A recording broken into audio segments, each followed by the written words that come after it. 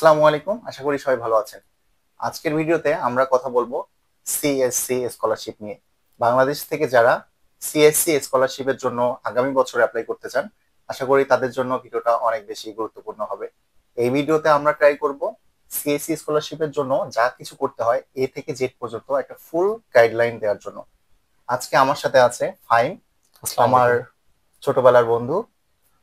Faim CSC scholarship holder. By the way, আমিও CSC scholarship holder.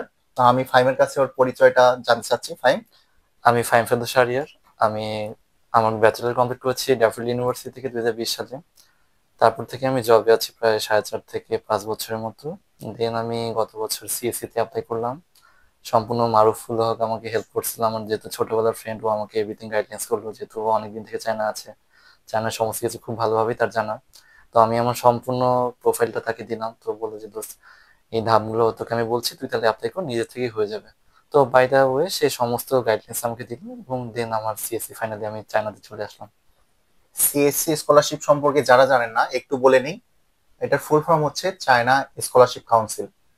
আহ এটা মূলত ফান্ডিং দিয়ে থাকে। ধরেন আপনি একটা প্রতিষ্ঠানে, ফর এক্সাম্পল চায়নার হোয়াট এভার পেকিং ইউনিভার্সিটিতে ভর্তি হয়ে গেছেন। তো আপনি যদি স্কলারশিপের জন্য তাদের কাছে অ্যাপ্লাই করেন, এই যে ফান্ডিংটা আছে ওরা আপনাকে আহ, ওখান থেকে আসবে ফান্ডিংটা, টিউশন ফি হোক অ্যাকোমোডেশন, ওরা ফান্ডিংটা দেয় এবং প্রতি মাসে স্টাইপেন্ড থাকে।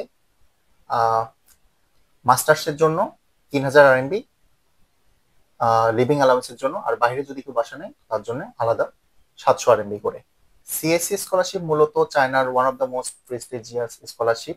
তো আমরা অনেকে একটা জিনিস চাই না, যারা রিসার্চ প্রোগ্রামে মাস্টার্স করতে আসছি তাদের জন্য ইউনিভার্সিটি থেকে একটা অ্যালাউন্স দেওয়া থাকে, যেটা ওদের এডুকেশন মিনিস্ট্রি থেকে আমাদেরকে প্রোভাইড করে, যে যারা রিসার্চের প্রতি ইন্টারেস্টেড এবং তাদের হোস্ট যে সুপারভাইজার থাকে তার মাধ্যমে একটা অ্যালাউন্স থাকে। সেটা হতে পারে 1 লাখ RMB, বা অনেক সময় শুনেছি আমাদের সিনিয়রদের কাছে যে সেটা 2 লাখ RMB পর্যন্ত হয়ে থাকে।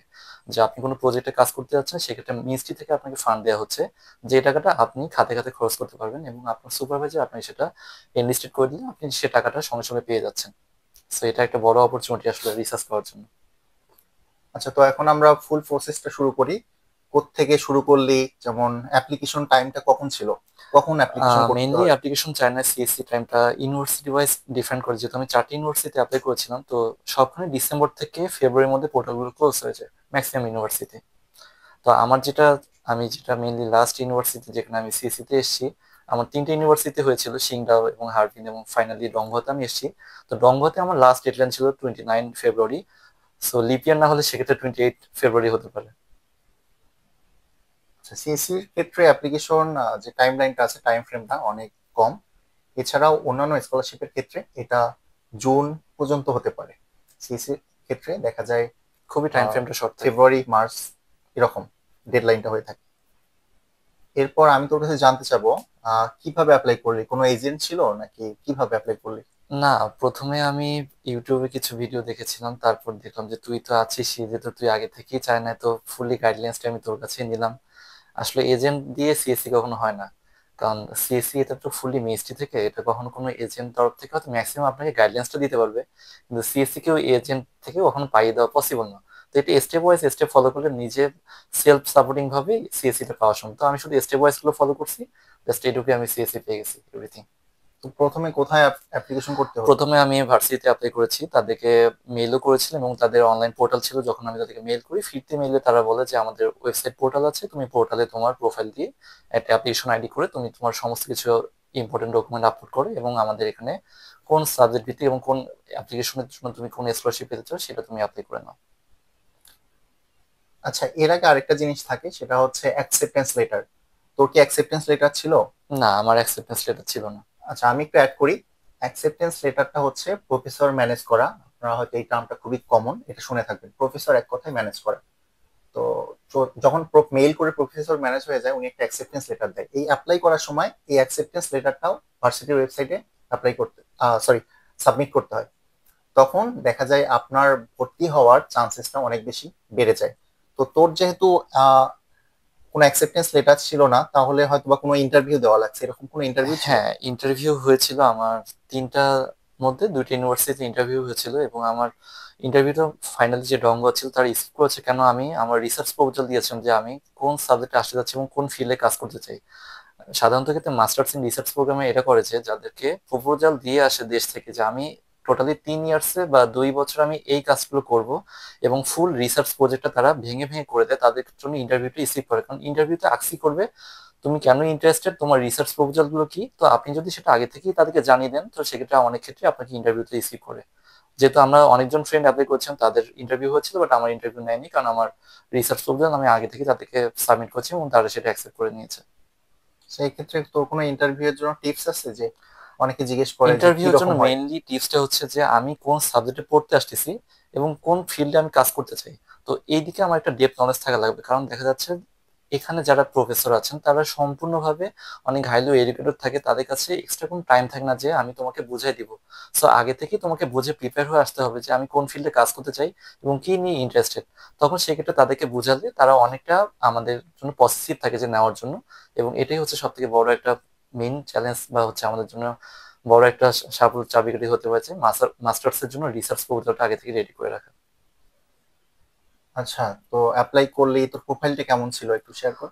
প্রোফাইলটা ছিল, আমার সিজিপিএ ছিল 3.90, একটু এদিক ওদিকে এক্সাক্ট আমি বলতে চাচ্ছি না। জব এক্সপিরিয়েন্সটা আমার জন্য একটু বড় অপরচুনিটি ছিল আমার এই স্কলারশিপ পাওয়ার জন্য। সাথে আমার ইন্টারন্যাশনালি 4টা পাবলিকেশনস ছিল, এবং সেক্ষেত্রে আমার আয়ার্স ছিল না, ভার্সিটি থেকে মিডিয়াম স্টেশন ছিল, আর আমার ডুয়ালিঙ্গো ছিল আর কি আগে, বাট ওটা ভ্যালিডিটি শেষ হয়ে গেছে। আচ্ছা, ভার্সিটিতে অ্যাপ্লাই করা হলো, এরপর আমাদের যেটা ওয়েট করতে হবে প্রি অ্যাডমিশন প্রি লেটারের অ্যাডমিশন জন্য, পর্যন্ত আমাদের ওয়েট তাই না? করতে হবে। প্রি অ্যাডমিশন লেটারটা না পেলে আসলে তো আমরা কোথাও অ্যাপ্লাই করতে পারছি না, যেহেতু আমাকে বুঝতে হবে যে আমি আসলে কোয়ালিফাইড কিনা ভার্সিটিতে, এই জন্য আমাকে ওয়েট করতে হবে অ্যাটলিস্ট প্রি অ্যাডমিশন লেটার মতো। সো প্রি অ্যাডমিশনের জন্য এটা কোন সময় প্রি অ্যাডমিশন লেটারটা দিল? ইন্টারভিউ এর পর? ইন্টারভিউর পরে অবশ্যই ইন্টারভিউ আমাদের পর। সাধারণত সমস্ত ইউনিভার্সিটি গুলো সিএসসি ক্ষেত্রে ইন্টারভিউ হয় মার্চের 25 তারিখ থেকে এপ্রিলের 14 তারিখের মধ্যে। মোটামুটি সমস্ত ইউনিভার্সিটি ইন্টারভিউ নিয়ে নেয় বা কারো রিসার্চ প্রজেক্ট দেখে তাদেরকে অ্যাকসেপ্টেন্স লেটার দিয়ে দেয়, এবং মোটামুটি এপ্রিলের শেষ উইকের দিকে আমরা সেটা প্রি অ্যাডমিশন লেটার পেয়ে যাই। এটাই হচ্ছে আমাদের ফার্স্ট অ্যাসেসমেন্টের জন্য যে প্রথম রেজাল্ট। তো ইন্টারভিউ এর পর আমাদের ভার্সিটি রেজাল্টের জন্য ওয়েট করতে হবে যে আমি সিলেক্টেড হইলাম নাকি সিলেক্টেড হলাম কিনা। রিজেক্টেড হলাম। জি। তো যদি সিলেক্টেড হয়ে যায় তাহলে আমাদেরকে একটা pre pre admission admission letter letter দিয়ে ইস্যু করবে। এরপর আমাদের প্রি অ্যাডমিশন লেটারটা দিয়ে যে সিএসসি পোর্টাল আছে, চায়না স্কলারশিপ কাউন্সিলের একটা ডেডিকেটেড পোর্টাল আছে যেখানে আপনি ফান্ডিং এর জন্য অ্যাপ্লাই করতে হবে। ভার্সিটি সমস্ত হ্যাঁ, গাইডলাইন্স করে দিবে কিছু আপনাকে যে কিছু আপনি ক্ষেত্রে কিভাবে ভার্সিটি অ্যাপ্লাই করবেন। গাইডলাইন করে দেয়, কিছু ভার্সিটি আবার করে না, সেক্ষেত্রে আপনাকে একটু ঘাটাঘাটি করতে হবে। প্রি অ্যাডমিশন লেটার বা নোটিশটা পাওয়ার পর সিএসসি পোর্টালে গিয়ে আবার অ্যাপ্লাই করতে হবে। ভার্সিটির একটা কোড থাকে, এজেন্ট নাম্বার থাকে, সেইটা ইনপুট দিলে ভার্সিটির নাম চলে আসবে, আপনার সাবজেক্ট চলে আসবে। ইনশাল্লাহ আমি এগুলো আপনাদের পরে দেখানোর চেষ্টা করব, ওয়ান বাই ওয়ান চলে আসবে। সো ইজি, বিষয়গুলো হ্যাঁ, অনেক কঠিন কোনো কিছুই না। প্রথমে একটু হজবরলা লাগবে, বাট আমার আপনি কাছে যখন অনেক একবার কঠিন লেগেছিল, মারুফ ছিল ও আমাকে অনেকভাবে হেল্প করছে এগুলোতে। আচ্ছা, এরপর সিএসসি পোর্টালে প্রি অ্যাডমিশন লেটার দিয়ে আবার অ্যাপ্লাই করা হলো, আবার এবার অ্যাপ্লাই হচ্ছে করতে হবে, ফান্ডিং এর জন্য, তাই না? ফান্ডিং এর জন্য অ্যাপ্লাই করতে হবে। তারপর আবার এখন আমরা আমাকে ফাইনাল রেজাল্টের জন্য ওয়েট করলাম। অ্যাটলিস্ট ব্যাপারটা এটা হচ্ছে তুই কিন্তু অলরেডি ইউনিভার্সিটি থেকে সিলেক্টেড। চুজ করছে, হ্যাঁ, এখন তোর দরকার একটা ফান্ডিং, তুই তোর টাকা দিয়ে পড়বি আমি না, টাকা দিয়ে সিএসসি পড়বো না। স্কলারশিপ চাচ্ছিস। জি। এখন আমরা ফান্ডিং এর জন্য সিএসসি পোর্টালে গিয়ে অ্যাপ্লাই করলাম যে দেখো ভার্সিটিও আমাকে অ্যাডমিশন লেটার দিয়ে দিছে, প্রি অ্যাডমিশন লেটার, এখন তুমি আমাকে ফান্ডিং দাও। ভার্সিটি মনে করছে আমি যোগ্য ওদের ভার্সিটি পড়ার জন্য, প্রফেসরও ইন্টারভিউ নিচ্ছে, প্রফেসরও রাজি, এখন আমার ফান্ডিং দরকার। এখন সিএসসি যেটা করবে, ওদের এক্সপার্ট দিয়ে আরেকবার ওর প্রোফাইলটা একবার, রিভিউ করে নিবে। হ্যাঁ, প্রোফাইলটা দেখবে, এরপর ফাইনাল রেজাল্টটা রিলিজ করে দেবে যে তুই সিএসসি স্কলারশিপ পেলি কিনা। মেল করে দেয় যে তুমি congratulation, you got the CSC scholarship. আমার ভার্সিটিও ক্ষেত্রে আমার হ্যাঁ, ক্ষেত্রে ভার্সিটিও মেল করেছিল আর কি। ভার্সিটিও মেল করে। আমার ক্ষেত্রে ভার্সিটি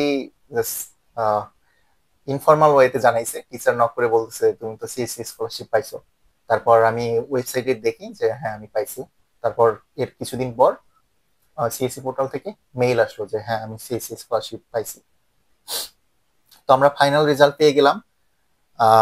দ্যাট মিনস আমার ভার্সিটিতে অ্যাডমিশন হয়ে গেছে। এরপর সিএসসিও আমাকে ফান্ডিং দিছে। এরপরে যেটা কাজ সেটা হচ্ছে ডকুমেন্টস এর জন্য ওয়েট করা, ডকুমেন্টের জন্য সে ভিসা ডকুমেন্টস এর জন্য। যেটাকে আমরা জেডব্লিউ বলে থাকি। এই ডকুমেন্টস এর মধ্যে অ্যাডমিশন নোটিশ আছে, জেডব্লিউ পেপার আছে, মেনলি এই দুটো এই হলেই দুটাই। মেনলি সব। জেডব্লিউ দুই ধরনের হয়ে থাকে। তো বেসিক্যালি যারা সিএসসি হোল্ডার হয় তাদের জন্য জেডব্লিউ 201। 201 হয়, আর যারা প্রভিন্সিয়াল অথবা অন্যান্য স্কলারশিপ আছে তাদের 202 হয়। এটা অ্যাড করে নিচ্ছি। অনেকে বলেন যে ব্যাংক স্টেটমেন্ট দরকার হয় কিনা। তো যাদের JW201 তাদের ব্যাংক স্টেটমেন্ট দরকার হয় না। যাদের সি স্কলারশিপ আছে তাদের ব্যাংক স্টেটমেন্ট লাগে না, ব্যাংকে কোনো টাকা দেখানো লাগে না।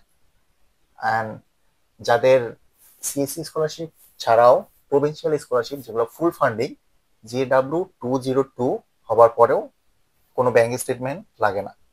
এরপর ডকুমেন্টস গুলো হচ্ছে আমাদেরকে আগে হার্ড কপি পাঠাই দিত বাংলাদেশে, বাট নাও এ ডেজ গত বছর থেকে সফট কপি দিয়েই হয়ে যাচ্ছে, হার্ড কপি চায়না থেকে পাঠানো হচ্ছে না।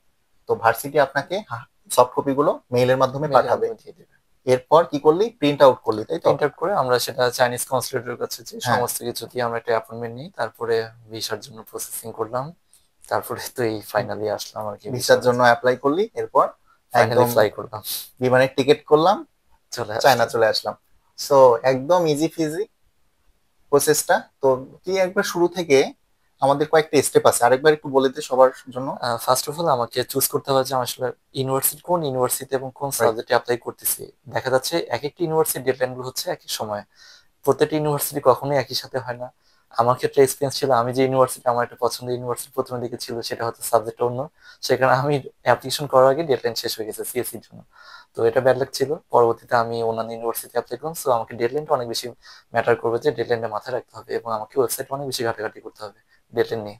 ডেডলাইন নিয়ে পরে আমাকে আমার প্রোফাইলটা দেখতে হবে যে স্ট্রং, আমার কোন সাবজেক্টের জন্য আমাকে ম্যাটার করছে, প্রোফাইলটা স্ট্রং করে আমাকে সেখানে আপলোড করতে হবে এবং আমাকে ওয়েট করতে হবে আমাকে আনটিল ফার্দার রেজাল্ট না পাওয়া পর্যন্ত। ইন দ্য মিন টাইম আমি একটু অ্যাড করি যে আপনার ইন্টেন্ডেড সাবজেক্ট পেলেন, ওই প্রফেসরের সাথে যদি কানেক্ট করে একটা অ্যাকসেপ্টেন্স লেটার সামহাও আপনি ম্যানেজ করতে পারেন, সেক্ষেত্রে অ্যাডমিশন পাওয়ার সম্ভাবনা অনেক এটা বেড়ে যাবে। Something else. মানে আপনার সিএসসি স্কলারশিপ অ্যাডমিশন পাওয়ার চান্সেস অনেক বেশি বেড়ে যাবে। তারপর অ্যাপ্লাই করলাম ভার্সিটিতে, ভার্সিটি ভার্সিটি অ্যাপ্লাই করলাম, চাইলে ইন্টারভিউ নিল, না হইলে প্রি অ্যাডমিশন অনেক লেটার ক্ষেত্রে আপনাকে দিয়ে দিল। প্রি অ্যাডমিশন লেটার দিয়ে আপনি আবার সিএসসি পোর্টালে গিয়ে অ্যাপ্লাই করলেন। অ্যাপ্লাই করলাম। এরপর আবার সিএসসি ফাইনাল রেজাল্ট দিল, আপনি সিএসসি স্কলারশিপ পেলেন কি না পেলেন। যদি পেয়ে যান তাহলে আপনাকে ডকুমেন্টস পাঠাবে, ডকুমেন্টস দিয়ে বাংলাদেশের ভিসা অ্যাপ্লাই করবেন, চলে আসবেন। আরেকটা জিনিস অ্যাড করে দেই, কিছু কিছু ভার্সিটিতে ধরেন আপনি সিএসসি স্কলারশিপের জন্য অ্যাপ্লাই করছেন বাট এটা হইলো না, সেক্ষেত্রে অটোমেটিক্যালি ভার্সিটি আপনার জন্য প্রভিন্সিয়াল স্কলারশিপ অথবা ভার্সিটির নিজস্ব যে ফান্ডিং থাকে প্রেসিডেন্সিয়াল ফান্ডিং থাকে, প্রেসিডেন্সিয়াল স্কলারশিপ, আরো অনেক নাম আছে, ফ্রেশম্যান স্কলারশিপ, এগুলো অনেক ফ্রেশম্যান থাকে। স্কলারশিপ। তো এগুলোকে আপনাকে অলরেডি অটোমেটিক্যালি ট্রান্সফার করে দিবে, অফার করবে যে তোমার তো সিএসসি হলো না, তাহলে তুমি এই স্কলারশিপটা আসো। তো এটা একটা সেফ জোনে থাকা হয়ে যায়, তাই না? হ্যাঁ, যে এটা সেলস সিএসসি না, তে করলি, সিএসসি না থেকে হলে অটোমেটিক আসবে। হচ্ছে অন্য স্কলারশিপে ওরা ট্রান্সফার করে দেবে। সো খুবই ইজি। তো ফাইম, আমি তোর বিষয়টা কাছে শেষ করে দিব ভিডিওটা, জাস্ট ওভারঅল এক্সপিরিয়েন্স। তো তোর আগে ইচ্ছা ছিল যে অন্য দেশে যাবি, অন্য দেশে গেলে হয়তো বা অনেক ব্যাংক স্টেটমেন্ট দরকার হতো, লাইফে অনেক স্ট্রাগল হতো। তো এখন চায়না আসলেই সিএসসি পেলি, one of the most prestigious prestigious scholarship এখানে। In China.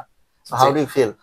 I am really feeling lucky because আমি এর আগেও দাদে অ্যাপ্লাই করেছি, রাসমুসে অ্যাপ্লাই করছি এবং সুইজারল্যান্ডে জুরিক অনেক জায়গায় ইউনিভার্সিটি অ্যাপ্লাই করছি, বাট সেক্ষেত্রে অনেক জায়গায় আমার একটা ল্যাকিংস ছিল যে আমার ব্যাংক স্টেটমেন্ট বা অনেক সময় দেখা যাচ্ছে যে আমি হয়তো টিউশন ফিটা ফ্রি পেলাম বাট স্টেটমেন্ট আমার আসলো না, সেক্ষেত্রে আমাকে পড়াশোনার পাশাপাশি পার্ট টাইম জব করে সমস্ত কিছু করতে হচ্ছে। কিন্তু চায়নার ক্ষেত্রে হচ্ছে যে আমি ফুললি পড়াশোনার প্রতি মনোযোগ দিতে পারছি, গভর্নমেন্ট আমাকে এভরিথিং অ্যালাউন্স দিচ্ছে, ইভেন আমার হেলথ ইন্স্যুরেন্সের জন্য ইয়ারলি তারা কাভারেজ দিয়ে দিচ্ছে, আমার এভরিথিং তারা দেখভাল করছে। সো এটা মনে করি যে ওয়ান অফ দ্য ব্লেসিংস হচ্ছে আমার জন্য যে চায়নায় আসলে বর্তমানে world class education with cheapest cheapest expense. Actually এটাই বলতে চাচ্ছিলাম যে আসলে আমি খুব ওয়ার্ল্ড ক্লাস এডুকেশন পাচ্ছি। দেখা যাচ্ছে আমরা যদি একবার ওয়ার্ল্ড এগিয়ে দেখি, সেক্ষেত্রে ওয়ার্ল্ডের প্রথম সারির দিকে সমস্ত ইউনিভার্সিটি বলবো না, প্রথম 30টার মধ্যে 4-5টা ইউনিভার্সিটি চায়নার থাকে। তো কোনো দিক থেকে চায়নাকে ছোট করে দেখার মতো না। তো এটা একটা আমার জন্য ব্লেসিং ছিল চায়নাতে সিএসসি পাওয়া। So overall thanks to Maruful Haque, কারণ মারুফ ছাড়া আসলে আমার এই জার্নিটা অনেক কঠিন হতো। কারণ আমি নিজেই ঘাবড়ে গেছিলাম যে আসলে কিভাবে অ্যাপ্লাই করবো, কোন প্রসেসটাতে কোনভাবে যাবো। তো মারুফ আমাকে প্রত্যেকদিন গাইডলাইন্স করছে, দোস্ত এই স্টেপটা এইভাবে কর তুই পেয়ে যাবি অটোমেটিক। তো আমি বলছিলাম দোস্ত আমার তো সময় হচ্ছে না, তুই আমাকে অ্যাপ্লাই করে দেবে। বলতেছে না, এটা তুই খুব ইজি, তুই কর, শিখে যাবি এবং দেখা যাবে এটা খুব ইজি লাগতেছে। তো বিষয়টা আমার কাছে এরকম যে মারুফ আমাকে যা বলছে আমি তাই করছি, মোটামুটি ভাবে আল্লাহ তাআলার উপর একটা, আল্লাহ তাআলার রহমত ছিল, আমার এখানে হয়ে গেছে, that's all. So thanks to Maruf.